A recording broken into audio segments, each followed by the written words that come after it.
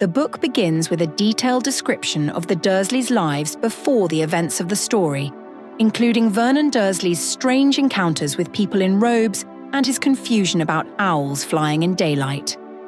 This setup establishes the magical world's re-emergence after Voldemort's downfall. In the movie, this sequence is omitted entirely. Instead, the opening scene jumps straight to Albus Dumbledore, Professor McGonagall, and Hagrid arriving at Privet Drive to leave baby Harry with the Dursleys, removing the build-up of the Dursleys' normality being disrupted. When Hagrid delivers baby Harry to Dumbledore and McGonagall in the book, more dialogue is included. McGonagall voices concerns about leaving Harry with the Dursleys, describing them in more detail and warning they're the worst sort of muggles. Dumbledore explains that Harry must be left there for his safety. In the movie, these lines are condensed, keeping only the most essential remarks, which reduces the context of why Harry is placed with them. In the book, when Harry is older, the story spends more time describing his miserable daily life with the Dursleys. It details Dudley's 2 bedrooms, Harry's small cupboard under the stairs, and a long list of Dudley's birthday presents. The movie condenses this heavily, showing only quick visual scenes to establish Harry's mistreatment without the extended explanations of Dudley's spoiled nature. The scene where the Dursleys prepare to go to the zoo for Dudley's birthday differs in detail. In the book, Harry's escape from attending is discussed, including Mrs. Figg's broken leg and various babysitter arrangements that fail. The movie skips these back-and-forth arrangements and moves directly to the zoo trip, omitting Mrs. Figg entirely until she is introduced in a later book and film. At the zoo, the book shows Harry speaking to a BOA constrictor, where the snake thanks him for freeing it by winking before slithering away. The movie changes this to a Burmese python and has the snake verbally say thanks in English before sliding off, adding visual comedy absent in the book's more subtle magical interaction. When the Hogwarts acceptance letters begin arriving, the book describes a gradual escalation. First, a single letter addressed to Harry's cupboard, then more letters appearing each day in increasingly strange locations, like inside eggs or under the door's cracks. The movie condenses this into a short montage where letters flood the house in one chaotic scene, skipping the drawn-out tension and Vernon's progressively desperate attempts to stop the mail. In the book, Vernon Dursley's madness over the letters culminates in him dragging the family to various hiding places, including a hotel and eventually the hut on the rock in the sea. The movie omits the hotel sequence entirely, moving straight from the letter bombardment at home to the hut scene. This removal shortens the build-up of Vernon's paranoia.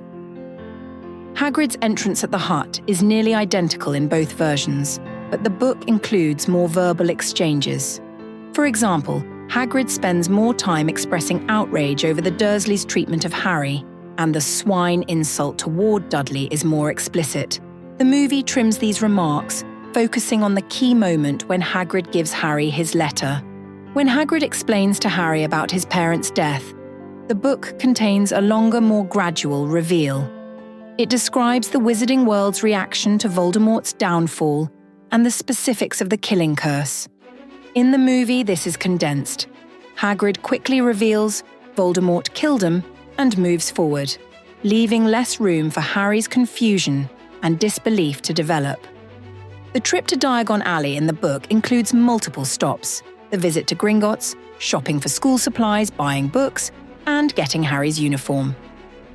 The movie focuses on only 2 main events: visiting Gringotts and getting Harry's wand, skipping most of the other shopping details. This removes side characters like Madame Malkin and cuts some of the slower world-building elements. In the book, the visit to Gringotts includes more than one vault. Hagrid retrieves a small grubby package from Vault 713 after helping Harry withdraw money from his own vault. The narrative clearly emphasizes the importance of this mysterious package. The movie keeps both vault visits but shortens the descriptions, moving quickly from one to the other without the prolonged build-up or the goblin interactions described in the book.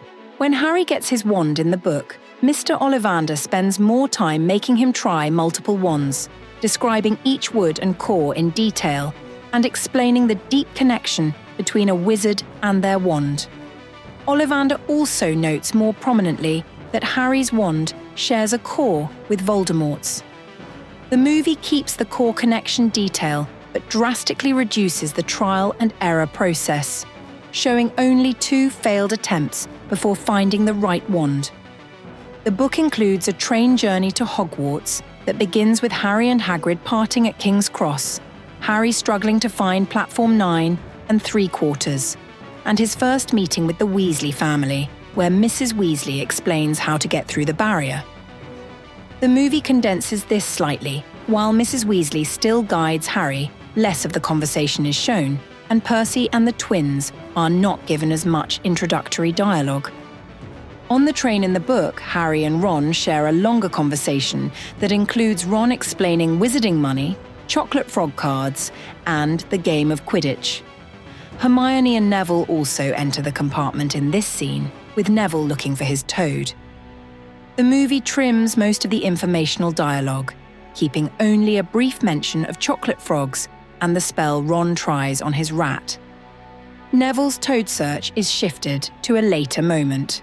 The Sorting Hat chapter in the book includes a song in which the hat explains the qualities of each house and gives more personalised comments to Harry when deciding between Gryffindor and Slytherin. The movie omits the song entirely and shortens the internal debate, reducing it to Harry quickly whispering, "Not Slytherin," before the hat places him in Gryffindor. In the book, Harry's first days at Hogwarts are described in detail, covering his class schedule, the layout of the castle, and his impressions of each subject. We see full introductions to professors like Binns, Sprout, and Sinistra. The movie condenses this heavily, showing only a few select classes, most notably McGonagall's Transfiguration and Snape's Potions, cutting the broader sense of the school's daily life. The book's first potions class is longer and more confrontational. Snape quizzes Harry on obscure potion ingredients and accuses him of arrogance. Harry struggles to answer, and the tension between the two is firmly established. In the movie, this scene is trimmed, removing most of Snape's rapid-fire questions and focusing instead on the visual of Harry writing notes as Snape criticizes him. The chapter with Harry's first flying lesson in the book also includes more setup and aftermath. After Neville's accident and Madame Hooch taking him to the hospital wing, Malfoy taunts Harry, leading to Harry's broom chase and catching the Remember-All. McGonagall sees this from a window and recruits Harry for the Gryffindor Quidditch team. In the movie, the core beats are kept, but certain lines of dialogue, such as Harry's retorts to Malfoy and McGonagall's explanation about the last time she found a first-year player, are removed.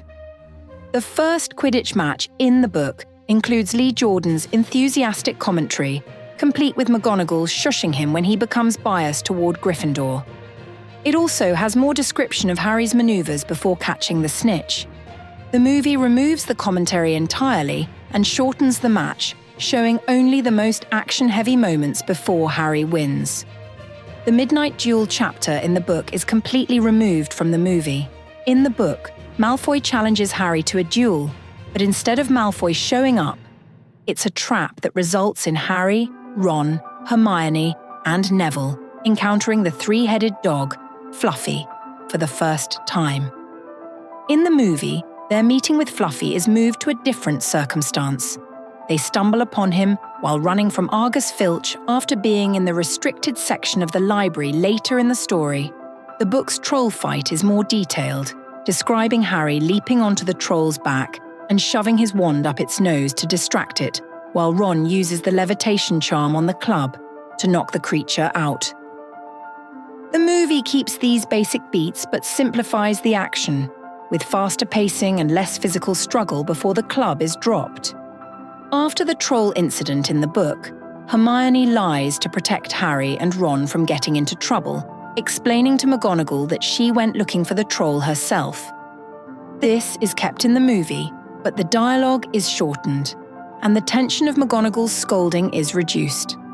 The book contains an extended Quidditch subplot where Harry suspects Snape of trying to curse his broom during a match. Hermione and Ron notice Snape muttering and performing strange movements, leading Hermione to accidentally set fire to Snape's robes. The movie keeps the suspicion but rearranges the scene. Instead of seeing Snape in the stands, the camera focuses on Harry's broom going out of control, and Hermione deliberately knocks over Quirrell on her way to stop Snape, subtly foreshadowing the true culprit. The book has a Christmas chapter describing Harry's first real holiday celebration, including receiving the invisibility cloak from a mysterious sender and discovering the Mirror of Erised over multiple visits.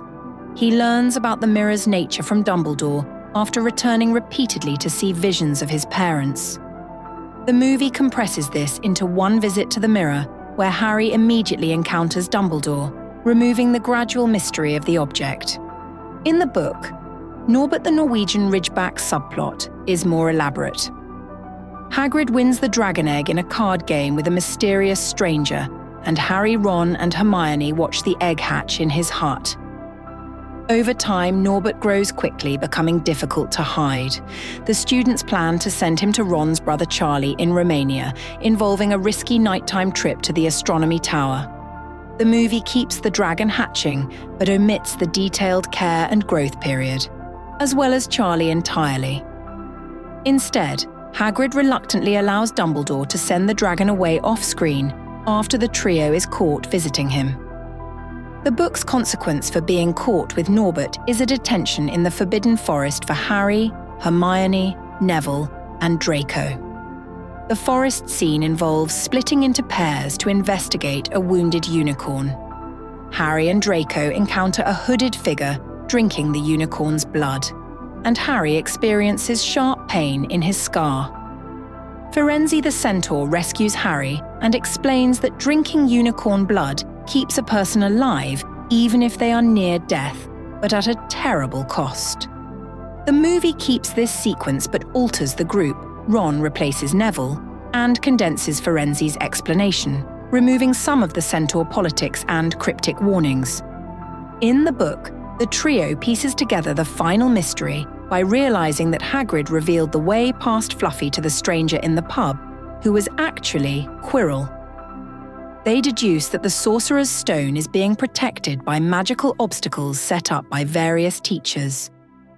The movie also has this realization but shortens the conversation, with less step-by-step deduction and more direct linking to the conclusion that they must act immediately. The sequence of obstacles beneath the trapdoor is longer in the book.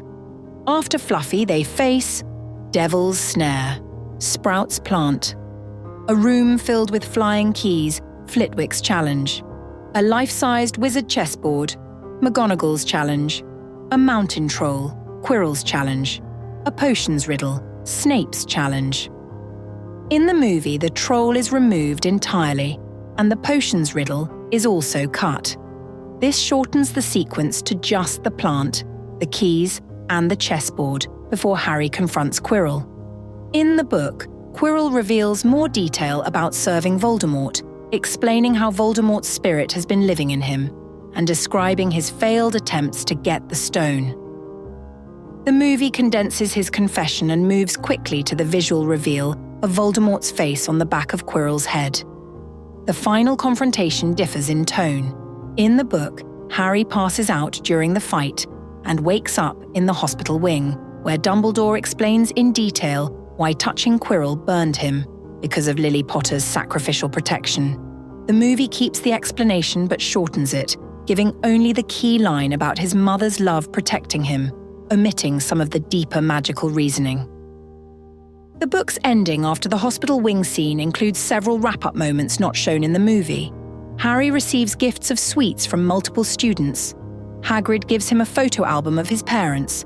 And there is a more extended conversation between Harry and Hagrid about Voldemort's survival and return. The movie condenses this into a single brief scene where Hagrid gives Harry the photo album, removing the other hospital wing interactions. In the book, the end-of-year feast contains a detailed explanation of how Gryffindor overtakes Slytherin for the House Cup. Dumbledore awards last-minute points to Harry, Ron, Hermione, and Neville for their bravery, and each award is explained individually. The movie keeps the moment, but shortens the dialogue, giving the point totals quickly. The book also includes a quiet moment as the students prepare to leave Hogwarts, with Harry realizing that the Dursleys don't know he isn't allowed to use magic outside school, giving him a private sense of satisfaction. The movie ends more abruptly after the house cup scene, with Harry boarding the train and telling Hagrid he's not going home, not really, skipping the small but telling detail of Harry's thoughts about returning to Privet Drive.